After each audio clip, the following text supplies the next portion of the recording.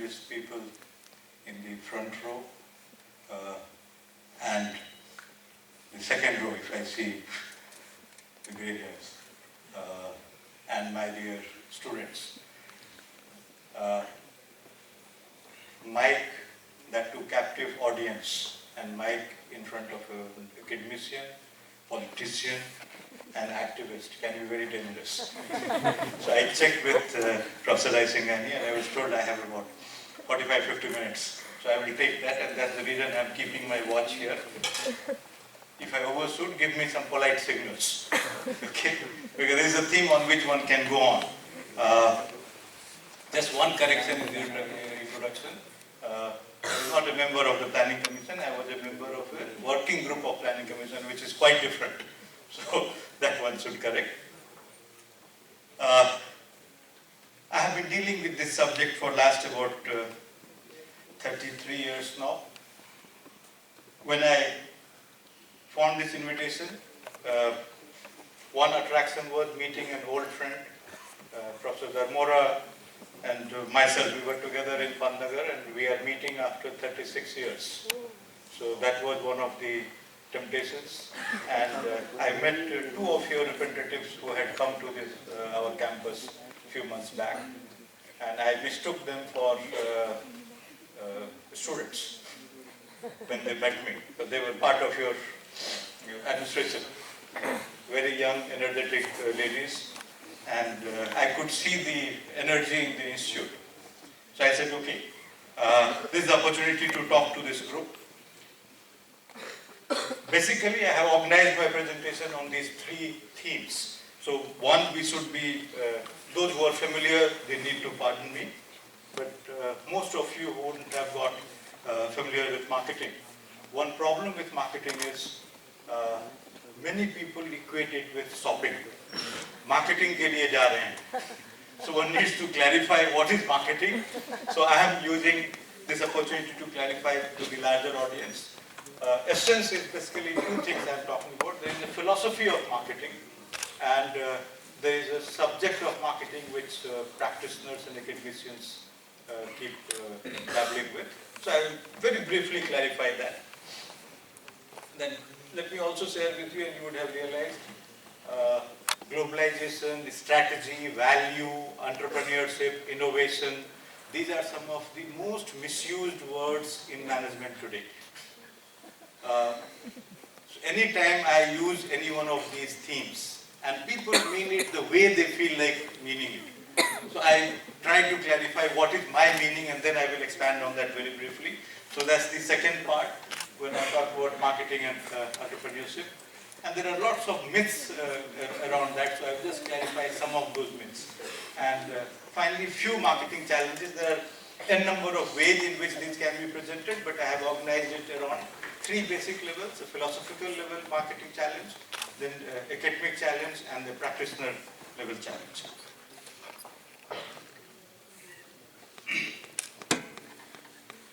These are different ways of looking at marketing.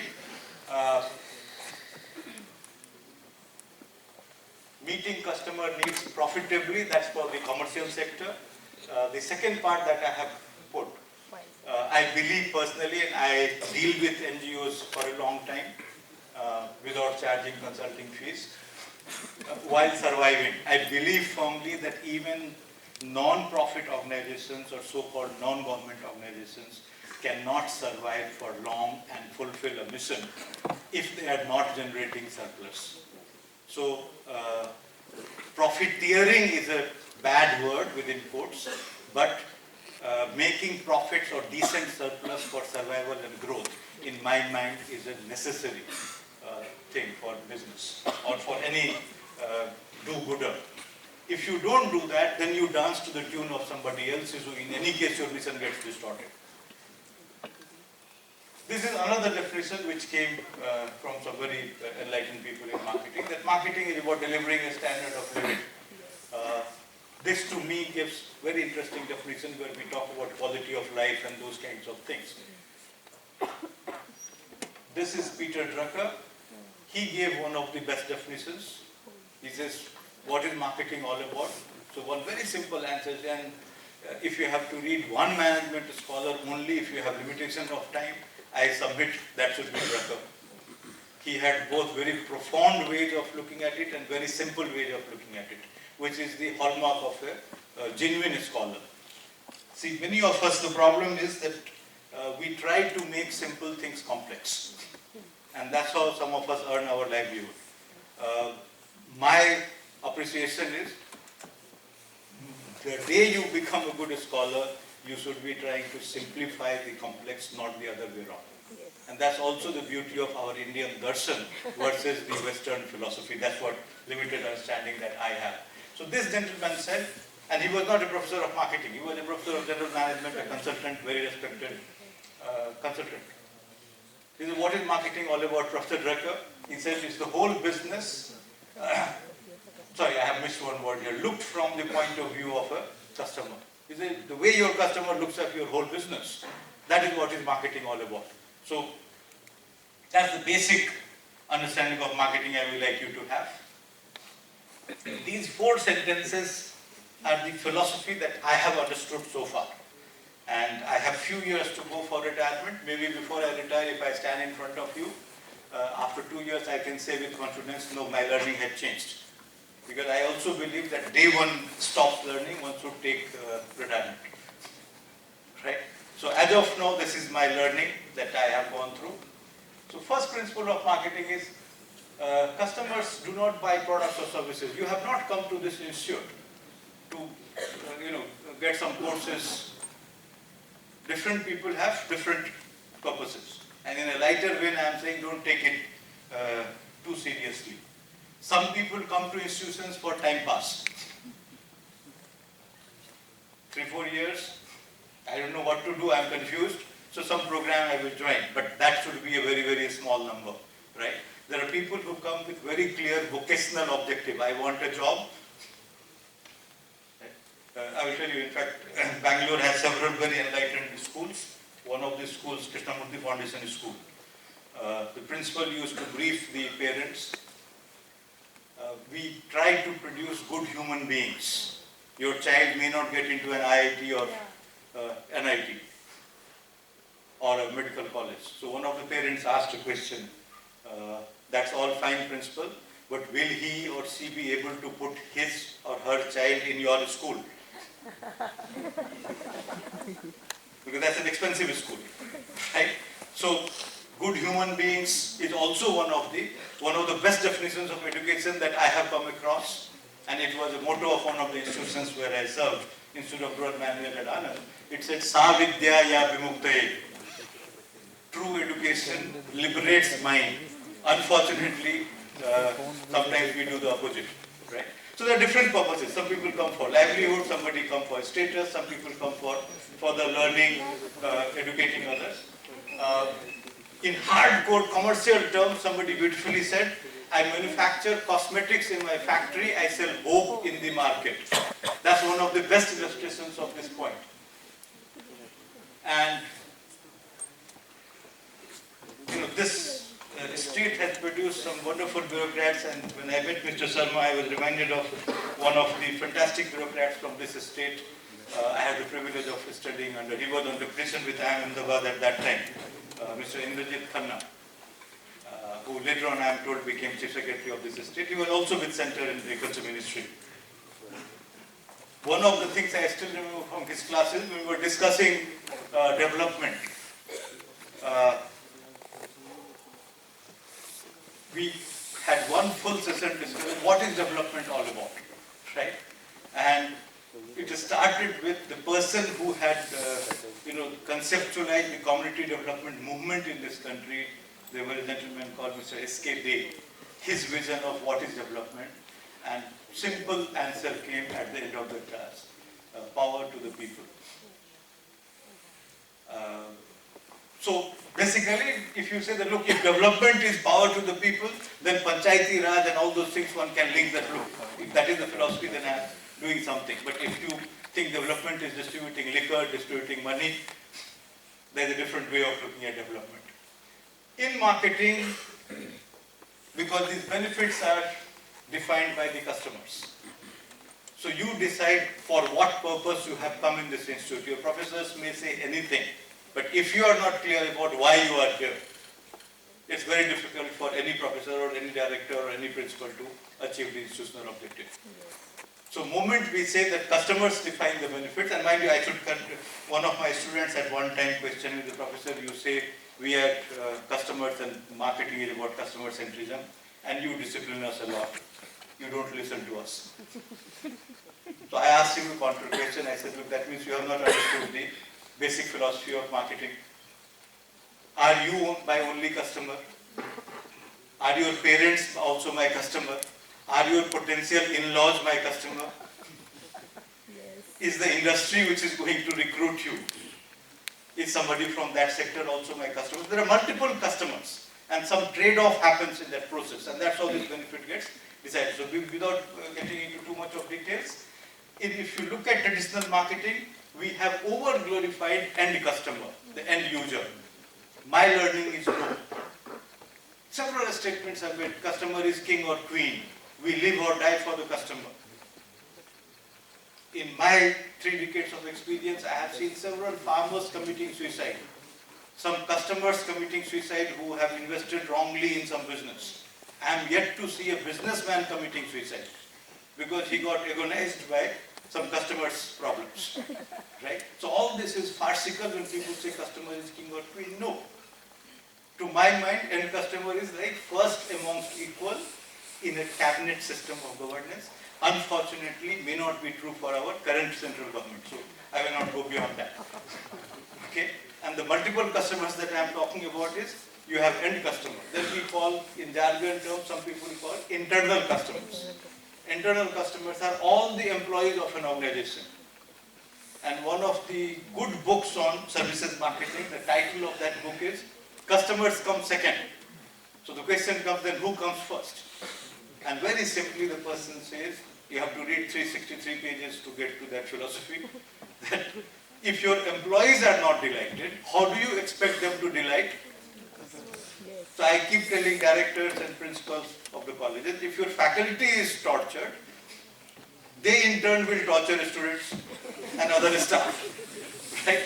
So the task of a director or faculty is to make sure, the principal is to make sure that, but it's not about pampering. That's what one has to keep in mind, treating each other as customer. So give you a very simple example. Four Seasons Hotels is one of the very respected luxury hotel globally. They have a beautiful practice. When they recruit hotel management graduates, they put them up in one of their best properties for 2 weeks. And these people, youngsters, are served by their bosses for 2 weeks. And then their induction training begins. That having received one of the best services in the world in hospitality industry, please learn how to provide it to others, while we will ensure that your self-respect and dignity will never be touched. So that's the kind of treating employees as customers. Then you have your suppliers, your distributors, bankers, whole lot of other people.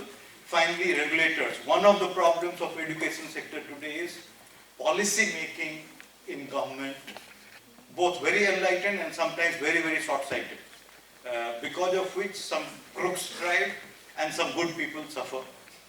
We have been struggling with that with government, even as a government institution. Private institutions have their own struggle, right? But regulator as a customer, and I will give you one of the best examples that I have. In Indian scenario, you will be familiar with this golden quadrilateral north, south, east, west corridor. Mr. Atal, when he was the Prime Minister, he is supposed to have asked one of his advisors, please tell me what should I do in my remaining 4.5 years, when he was in his third term, where he lasted 5 years, for which people in this country will remember me long after I am gone. A beautiful marketing advice came. And I will like you to distinguish between a marketing advice and a language advice. This gentleman told him, to a BJP NDA Prime Minister, you should be remembered as Atal Shah Suri, period. And from that, this idea of golden quadrilateral north, south, east, west. Why Atal Shah Suri? The fellow knew that Vajpayee has read history, and moment I say this, he will be reminded of Sher Shah Suri, who created Grand Trunk Road.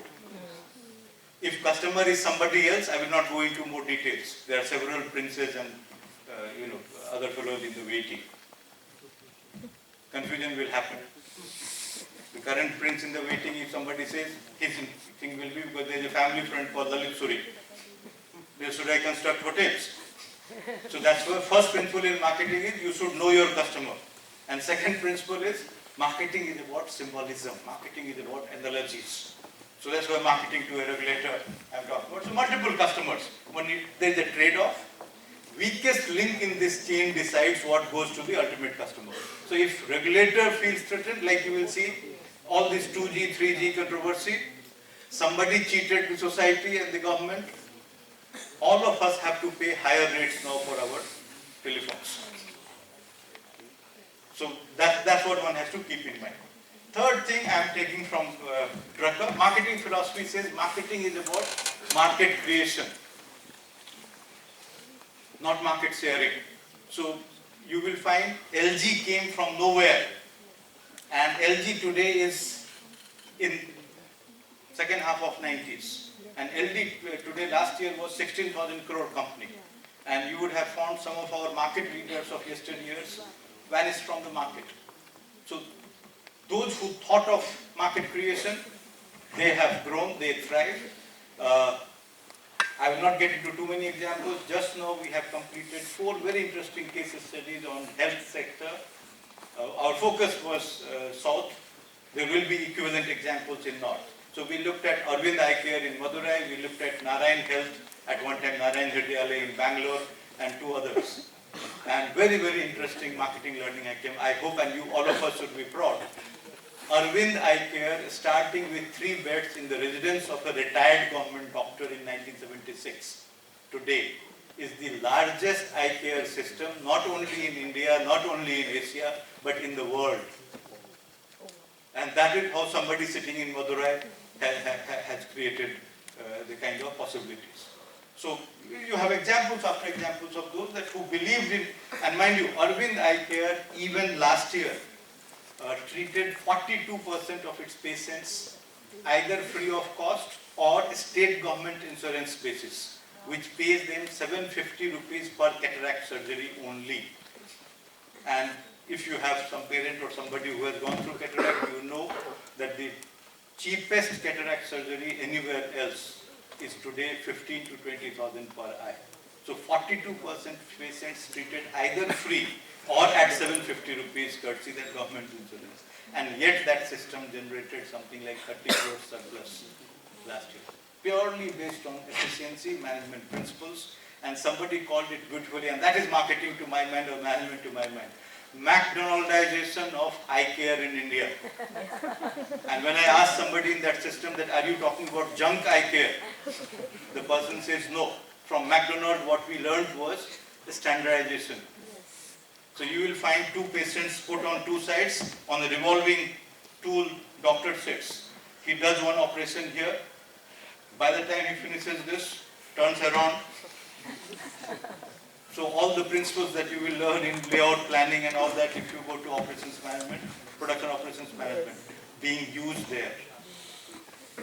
The fastest eye surgeon in Arvind performs an cataract surgery in about 3 to 4 minutes. Average for Arvind is 12 minutes. Average for private hospitals in this country is about 45 minutes. So that's how you look at management principles, and the defect rate is better than some of the best in, not in India, but US. So benchmark is global. So that's what you need to look at. That is customer creation. And this again comes from Drucker, profit through customer delight. Many companies in this country, many institutions in this country have been profitable by torturing customers. But principle of marketing suggests that if you are, see, moment your customers have a choice, they defect and they walk away. So that's what you would have seen in your generation, whole lot of, when I booked my first gas cylinder, I still remember, 1979, 250 rupees was the amount I had to pay. And after paying, when I asked this Indian oil lady that how much time it will take for me to get the cylinder, she looked at me and she said, "You look young." Those days I was young. Before your retirement, your turn should come. And she gave me logic. That waiting list, you are so many millions in the waiting list. Per year, 3 of us are releasing so many cylinders. So about 31, 32 years will be the time that it will take for you to get your cylinders. I got it faster, but that was the time and people had to wait. Who can believe that Bajaj scooters had 9 to 11 years of waiting period? Yes. So we have gone through those kinds of torture. Right? But those days are gone.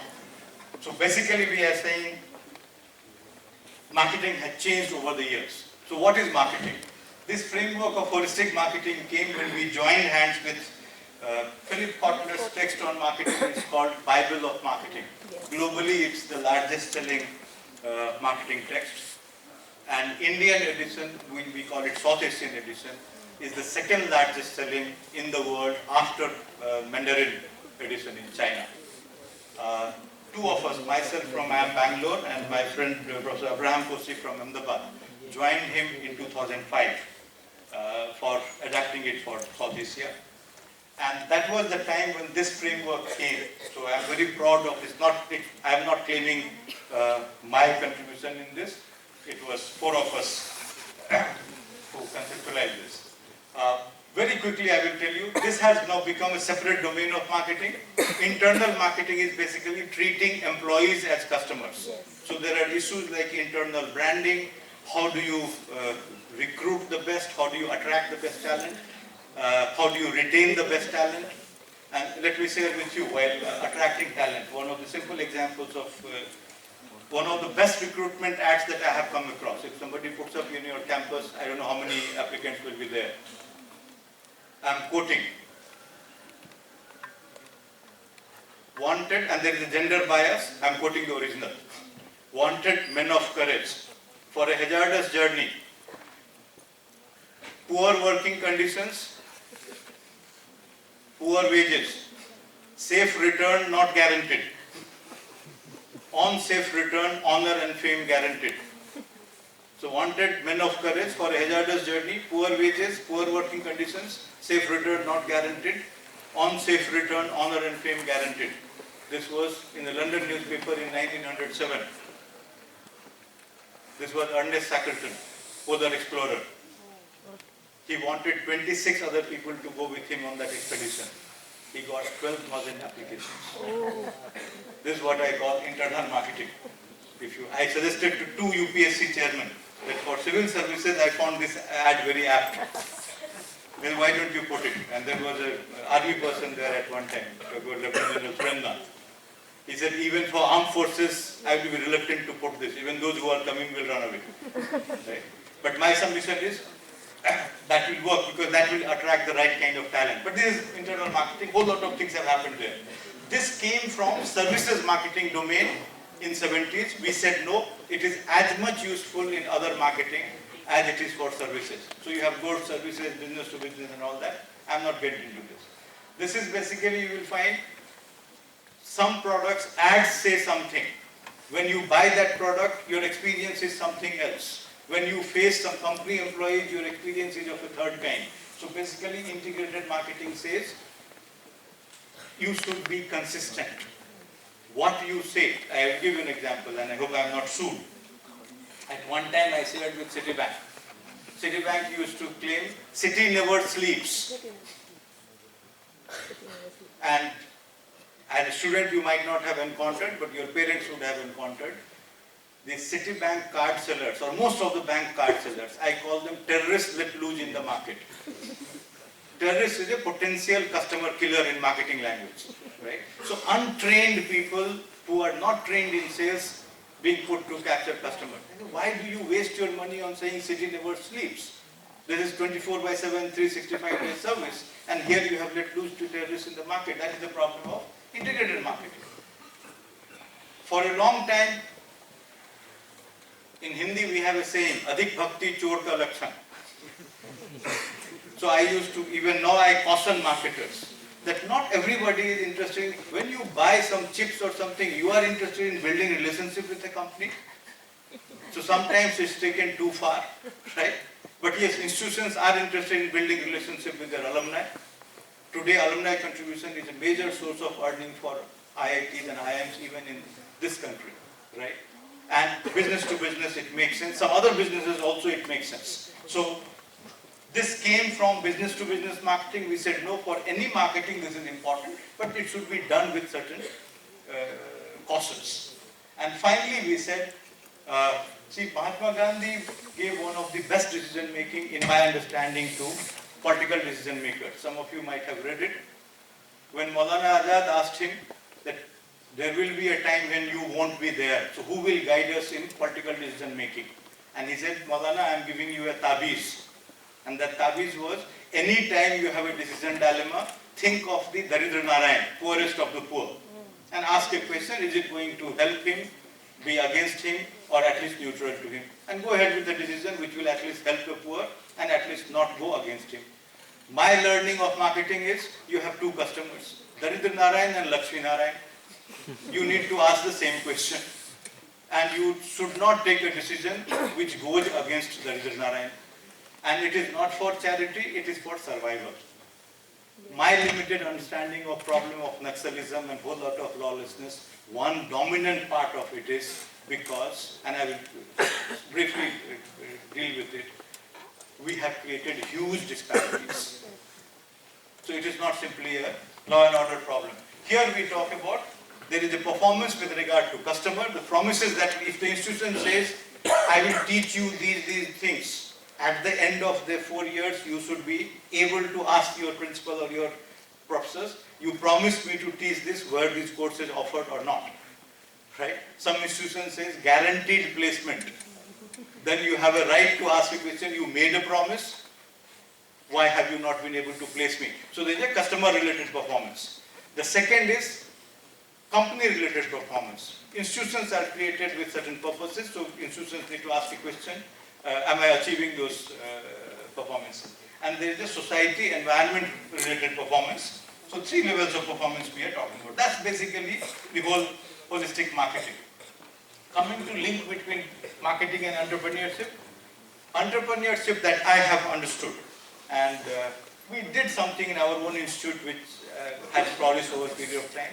I was the founder chairperson of NS Raghavan Center for Entrepreneur Learning in IIM Bengluru. We tried to promote incubation centers and all that, which today is bearing fruit.